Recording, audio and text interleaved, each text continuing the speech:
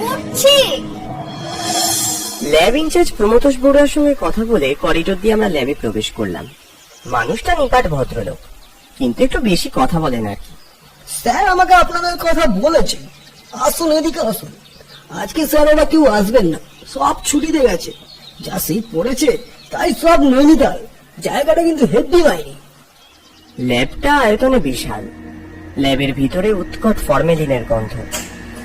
ল্যাবের চারিধারে হিউম্যান বডির প্রতিটা অংশের ডায়াগ্রাম করা, কোথাও কোথাও বডি পার্টস এর মডেল করে রাখা হয়েছে। হঠাৎ পিছনে ঘুরে দেখলাম দীপান্বিতা দাঁড়িয়ে আছে। কিরে, ওদিকে দাঁড়িয়ে কি করছিস? দেখ নীলাদ্রি, এই জারের ভিতরে হাতটা দেখ, কোনো বাচ্চার হাত বলে মনে হচ্ছে। কৌতূহলী হয়ে প্রমথোষ তাকে জিজ্ঞেস করলাম, এই স্পেসিমেনটা সম্বন্ধে কিছু জানেন? আরে এইটার কথা আর বলবেন না, ভারী আশ্চর্য এর ইতিহাস। সেই কোন কালে এটা আনা হয়েছে, তারপর থেকে আজ অব্দি এই হাতটা বিন্দু মাত্র বিকৃতি ঘটেনি। দীপান্বিতা আরো আগ্রহী হয়ে এগিয়েছে জারের দিকে। স্ট্রেঞ্জ, এই হাতটা দেখে যতদূর মনে হচ্ছে কোনো 10 কি 12 বছরের বাচ্চার হাত হবে। ইন্ডেক্স ফিঙ্গার আর রিং ফিঙ্গারের রেশিও অনুযায়ী বোঝা যাচ্ছে এটা কোনো বাচ্চা মেয়ের হাত।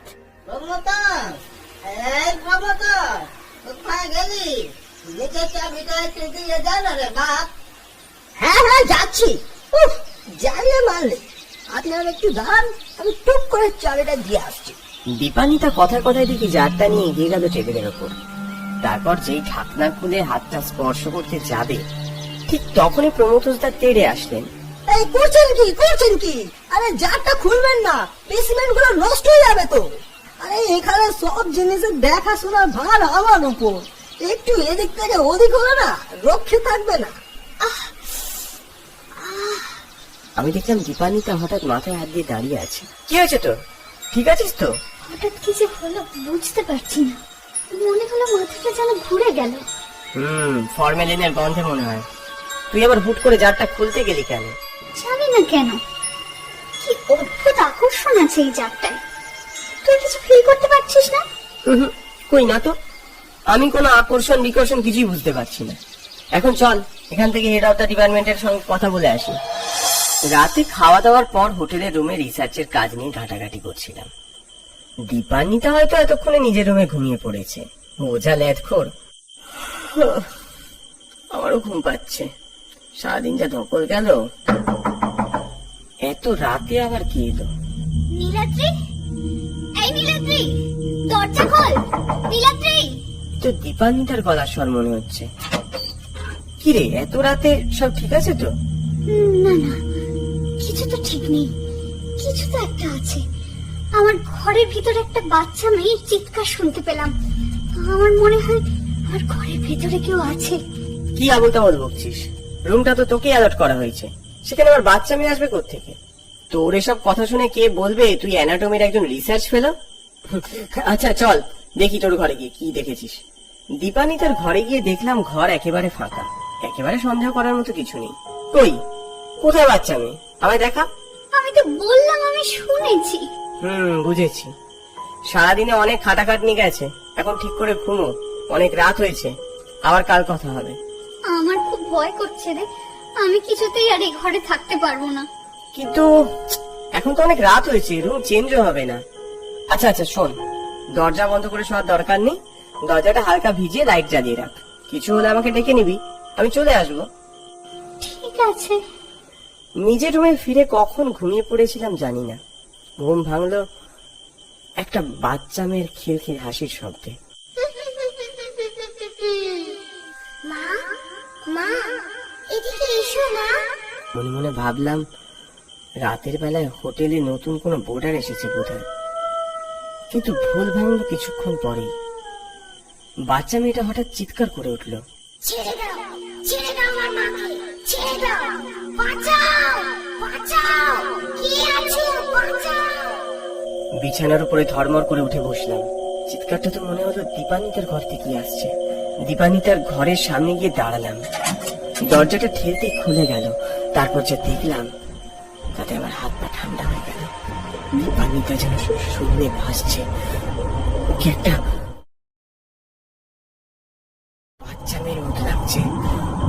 ওর শরীরটা নিয়ন আলোর মতো জ্বলছে, চারদিকে অদ্ভুত স্তব্ধতা। তার ভিতর থেকে গমগমে স্বর ভেসে এলো। আমার মনে হলো সমুদ্র গর্ভ থেকে ভেসে আসছে সে শব্দ। সমবেত কিছু সময় এক নাগারে বলে চলেছে কিছু। আমার মাথাটা কেমন ছিমছিম করে উঠল, হাত পা ঠান্ডা হয়ে গেল মুহূর্তে। নীলাদ্রি, এই নীলাদ্রি, এখনো ঘুমাচ্ছিস? ওঠ, 8টা বেজে গেছে, উঠে পড়, উঠে পড়। দীপান্বিতা, তুই এখানে? হ্যাঁ, কেন? কোথায় থাকবো আবার? না মানে, আমি কি সব উল্টো পাল্টা স্বপ্ন দেখছিলাম? আচ্ছা বাদ দে। হ্যাঁ হ্যাঁ, উল্টোপাল্টা শোনার সময় একদম নেই। চটপট রেডি হয়ে নে, মেডিকেল কলেজ থেকে head of the department phone করেছিল, এক্ষুনি একবার যেতে হবে। আচ্ছা আচ্ছা, আমাকে 2 মিনিট সময় দে, আমি রেডি হয়ে আসছি। মেডিকেল কলেজে পৌঁছে হেড অফ দ্য ডিপার্টমেন্টের অফিসে পৌঁছলাম। Good morning sir. আরে গুড মর্নিং, গুড মর্নিং। কালকের জন্য এক্সট্রিমলি সরি। আসলে একটা কেসে এমন ভাবে আটকে পড়েছিলাম না। আরে না না স্যার, এতে সরির কি আছে? আমরা জানি আপনি ভীষণ বিজি। আচ্ছা আচ্ছা, ওসব থাক। আগে বলো, ল্যাবটা কি দেখা হয়েছে? হ্যাঁ, কালকে আমরা ল্যাবে গিয়েছিলাম। আজ একবার ওয়ার্ডটা ভিজিট করে নাও, তারপর ওই 12টা নাগাদ ল্যাবে চলে এসো। একটা দারুণ কেস আছে। ওয়ার্ড করে দেখানোর দায়িত্ব ছিল ওয়ার্ড বয় সমীরের উপর। প্রতিটা ওয়ার্ডের অত্যাধুনিক যন্ত্রপাতি নিয়ে আলোচনা করতে করতে আমরা প্রায় বেরিয়ে আসছিলাম হসপিটাল থেকে। তখনই একটা বন্ধ ঘরের জানলার ভিতরে চোখ পড়ল। মনে হলো কেউ যেন দেওয়ালে আঁকি বুকি কাটছে। এই ঘরের ভিতরে কেউ আছে মনে হয়। না না, তেমন কেউ না, আপনারা চলো। কে উনি? এভাবে দরজা বন্ধ করে রেখেছেন কেন? আরে তেমন কেউ নয়। বহুকাল আগে ওনার বাড়ির লোকেরা চিকিৎসার জন্য ওনাকে এখানে এনেছিলেন। তারপর যা হয়, ওনাকে এখান থেকে নিয়েও যেতে আসেননি। তাই সেই দিন থেকে উনি এখানেই রয়ে গেছেন। এমনিতেই উনি কারোর সঙ্গে বিশেষ কথা বলতে তো চান না, কিন্তু আপনারা চাইলে আমি দরজা খুলতে পারি। হ্যাঁ, আমরা একবার ওনার সঙ্গে দেখা করতে চাই। দরজা খুলতে একরাশ কর্কশ কণ্ঠস্বর ভেসে এলো আমাদের দিকে। আবার আবার দরজা খুলেছিস? এত চালাস কেন তোরা? বলছি না খিদে নেই। আমি দেখলাম শীর্ণকায় এক বৃদ্ধা দাঁত মুখ খিচিয়ে তেড়ে আসছেন আমাদের দিকে। চেঁচাচ্ছেন কেন? চাই না, চাই না আমি কারোর সঙ্গে দেখা করতে। চলে যা, যা যা। আসলে বয়স হয়েছে তো, তাই এমন হয়ে গেছে। আপনারা কিছু মনে করবেন না। না না, সে বুঝতে পারছি। কেমন আছেন আপনি? আমি দেখলাম বৃদ্ধা চমকে ঘুরে তাকালো দীপান্বিতার দিকে। শুধু তাই নয়, খুব অদ্ভুত একটা দৃষ্টিতে তাকিয়ে রইল ওর দিকে। এই তো রূপা মা, আমার কাছে আয়। কোথায় ছিলি এতদিন? কোথায় ছিলি? কি বলছেন এসব? আপনার মাথাটা দেখছি পুরোই গেছে। ম্যাডাম, আপনি চলে আসুন তো। না না, ওকে নিয়ে যেও না, ওকে নিয়ে যেও না। রূপা, রূপা। আমি একটা কথা বুঝতে পারছি না, উনি তোকে দেখে হঠাৎ রূপা বলে ডেকে উঠলেন কেন? সেটা তো আমিও বুঝতে পারছি না। তুই কি ওনাকে কোনোভাবে চিনিস? কি করে পসিবল বলতো? আমি তো এখানে ফার্স্ট টাইম এলাম। সেটাই তো আমিও ভাবছি, একজন তোকে প্রথম দিন দেখি এমন করবে কেন? আর একটা পসিবিলিটি আছে, বুঝলি? কিরে, আমার কথা শুনছিস? না, হ্যাঁ, জানিস তো আমার না একটা সমস্যা হচ্ছে। কি? সেই কাটা হাতটা আমি চোখ বন্ধ করলে যখন তখন দেখতে পাচ্ছি। ধুস, কি যে যাতা বলছিস! তুই ওই ব্যাপারটা নিয়ে বেশি ভাবছিস, তাই এরকম হচ্ছে। ওটা নিয়ে ভাবা আগে বন্ধ কর। সেদিন রাতে সেই কলেজেই বিশেষ দরকারে ডাক পড়লো, থিসিসের ব্যাপারে কিছু ইনফরমেশন আনার জন্য। আমি আর দীপান্বিতা হলে বসে লেখালেখি করছিলাম। তখন রাত ওই 9টা, 9:30 হবে। কিরে, তোর হলো? আমার আজ কমপ্লিট।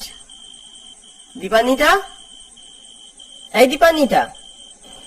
আশ্চর্য, গেল কোথায়? আচমকাই হলের লাইট বন্ধ হয়ে গেল। আমি কিছুটা ঘাবড়ে গেলাম। না, কারো সাড়া শব্দ পেলাম না। বাইরে কেউ নেই নাকি? হঠাৎ পিছনে ঘুরতেই চমকে উঠলাম। একটি ছোট মেয়ে হঠাৎই ঘরে ঢুকে এসেছে। মেয়েটা হঠাৎ আর্তনাদ করে উঠল। আমার মাকে এক্ষুনি আমার কাছে নিয়ে এসো, নাহলে তোকে আমি শেষ করে দেবো। তোমার মা? কে কে তোমার মা? আমি তাকে চিনি না। মেয়েটার চোখ রাগে ক্রমশ লাল হয়ে উঠল। এই ডক্টর, নার্স, কেউ কেউ আমায় বাঁচান, হেল্প মি প্লিজ। না, আশপাশে কাউকে দেখতে পেলাম না। তার দু চোখের মধ্যে দিয়ে যেন ক্রোধের আগুন চিকড়ে বেরিয়ে আসছে। আমার মাকে তোরা নিয়ে কোথায় লুকিয়ে রেখেছিস বল, নয়তো শেষ করে দেব। আমি পিছনে তাকিয়ে দেখি ল্যাবের সব দরজা বন্ধ হয়ে গেছে। এবার আমি কি করব? ঠিক তখন অনতি দূর থেকে একটা কণ্ঠস্বর ভেসে এলো। মা, মা, মা, এদিকে আয়, তোর জন্য কত কাল ধরে বসে আছি। তোর এই হতভাগী মা, আয় আয়। আমি দেখলাম বাচ্চা মেয়েটা হঠাৎ অশান্ত হয়ে উঠল। নিয়ন আলোর মতো প্রজ্বলিত শরীরটা হাওয়ায় ভাসে এগিয়ে চলল বন্ধ জানালার দিকে। জানলা খুলে ঝাঁপ দেবে নাকি? সর্বনাশ! আমি ছুটে গেলাম জানলার দিকে, দু হাতে আঁকড়ে ধরলাম সেই জানলাটাকে। যেও না, কি করছো? সরে যাও! ছাড় আমায়, ছেড়ে দে। আমাকে প্রচন্ড জোরে ঠেলে দিতেই মুখ থুবড়ে মাটিতে পড়লাম। মেয়েটা জানলা খুলে বেরিয়ে গেল নিমেষে। জানলার বাইরের দৃশ্য দেখে স্থবির মতো চেয়ে রইলাম। দেখলাম হাসপাতালে জানলার কাছে দু হাত বাড়িয়ে দাঁড়িয়ে আছে সেই অসতিপর বৃদ্ধা। বাচ্চা মেয়েটা চাঁদের আলোয় মাখামাখি হয়ে ভাসতে ভাসতে এগিয়ে চলল। ধীরে ধীরে গিয়ে হাতে হাত ছোঁয়ালো। এই অবিশ্বাস্য দৃশ্য দেখতে দেখতে কখন যে চোখ ঝাপসা হয়ে গেল বুঝতে পারিনি। কি হয়েছে দাদা? আপনি এখানে কি করছেন? আমি ল্যাবেই কখন অজ্ঞান হয়ে গিয়েছিলাম খেয়াল নেই। কিছু লোক সেই দেখি ছুটে এসেছে। দীপানি তাকে তন্ন তন্ন করে এদিক ওদিক খুঁজেও কোথাও না পেয়ে শেষে হাসপাতালের দিকে এগোলাম। সেই বৃদ্ধার ঘরের কাছে এসে দরজায় আলতো চাপ দিতেই দরজাটা খুলে গেল।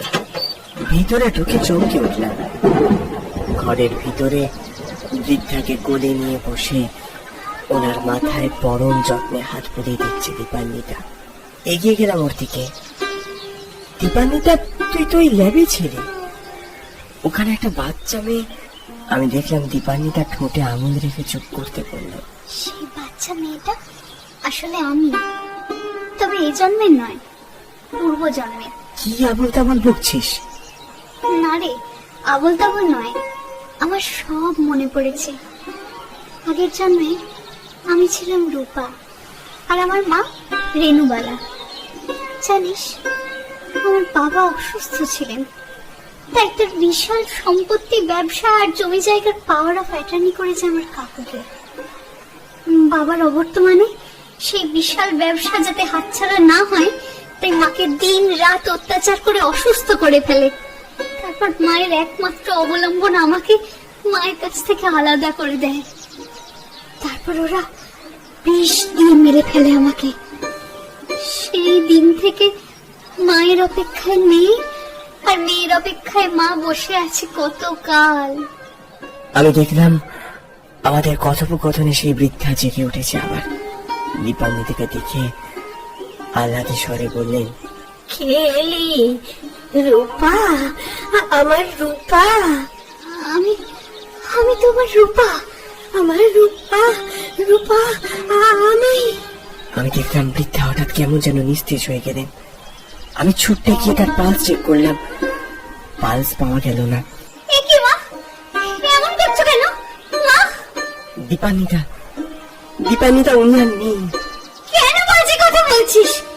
এতদিন বাদে মাকে পেলাম আর তুই বলছিস মা, মা, মা, দেখো দেখো তোমার রূপা এসেছে, সারা দাও মা।